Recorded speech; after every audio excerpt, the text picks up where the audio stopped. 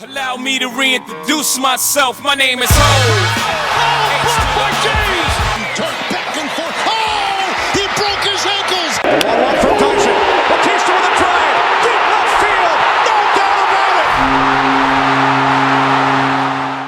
it. Chi-Town, what's up, man? It's your boys at PSO. I'm your man, Brandon. Hey, Rob's in the building. Mike, man, what's good, yo? And man, it's been a great offseason for Chicago. They finally got a quarterback, and they got one in Justin Fields, who they traded up from 20 to pick number 10 to get him. And Justin Fields is just the quarterback you need in Chicago. 11? Pick 11 out? 11? Was it 11?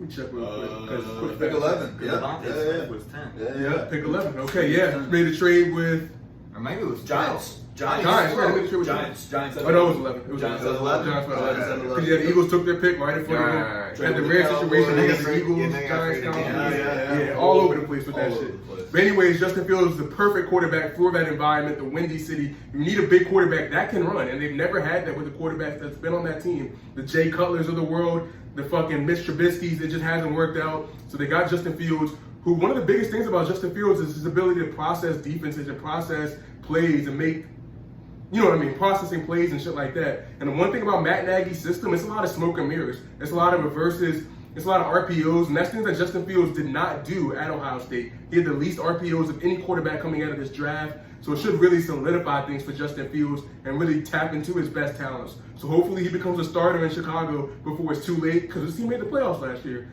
and they should be on the same track to making it again this year. So Justin Fields really needs to get out there soon.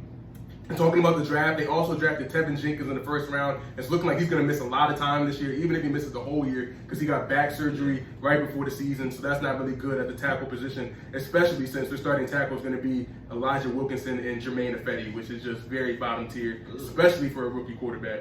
Let's talk about their additions. They got Damian Williams, who sat out last year from Kansas City, almost won Super Bowl MVP, but they gave it to Pat Balled out Mahomes. in that game. Balled the fuck out. They got James Daniels back, who they drafted in the first round a couple years. It's good to have him back on the O-line. I had to say Andy Dalton because he's going to start the beginning of the season, so they got Andy Dalton, whatever. They got Andy Dalton. They got Andy Woo! Set the bar fucking low. But anyways, they got Eddie Goldman back, who's been out all of last year as well, so that's big for them. They signed Kyle Fuller back, and Buster Screen is... Oh, actually, I'm talking about... My bad. Kyle Fuller's gone, and Buster Screen's also gone. And this is one of the worst cornerback rooms in the NFL. The cornerbacks are made of Jalen Johnson, who had a really good year as a rookie last year. That's the strong piece. But after that, it's Kendall Vildor and Duke Shelley. If you don't know who that is, I barely do either. No You one have to knows. Google I have no idea. NFL reference those guys. But that's additions, subtractions, and all the draft. And their Vegas over-under win total was set at 7.5.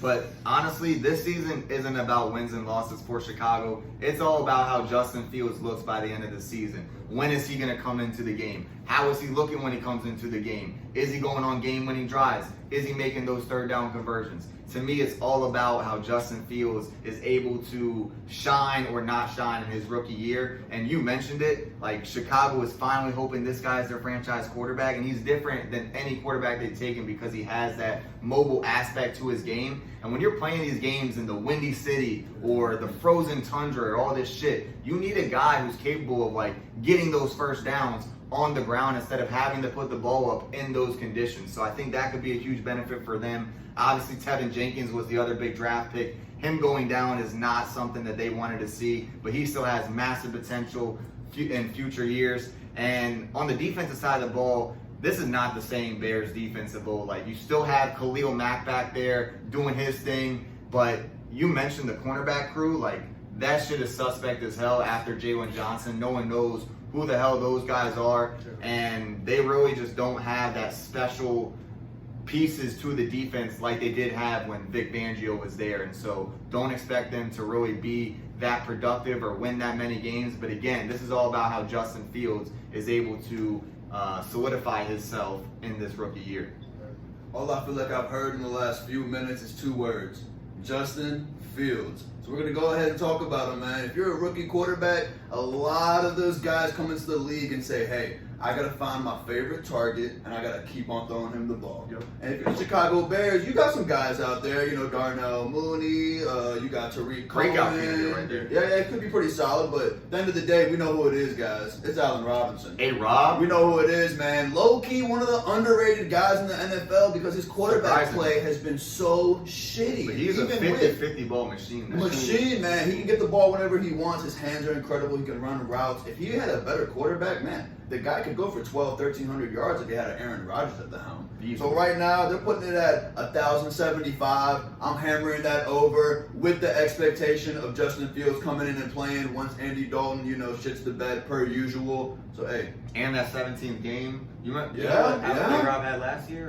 Or? Yeah, over 1,000 yards the past 2 years. I want to say around 12. And now he's got an extra Last game year. and a hey potentially guys, better quarterback for like 8-9 of those games. So come on, man, print the That's ticket solid. out, take it to the bank. Let's see the offense open up, and let's see it featuring Allen Robinson even more than before. But peace out, Chi-Town. Good luck this year. You probably come to second last in the division, but we'll see how it works. Justin Fields, though, it's all on you. Right. Next up, Cincinnati.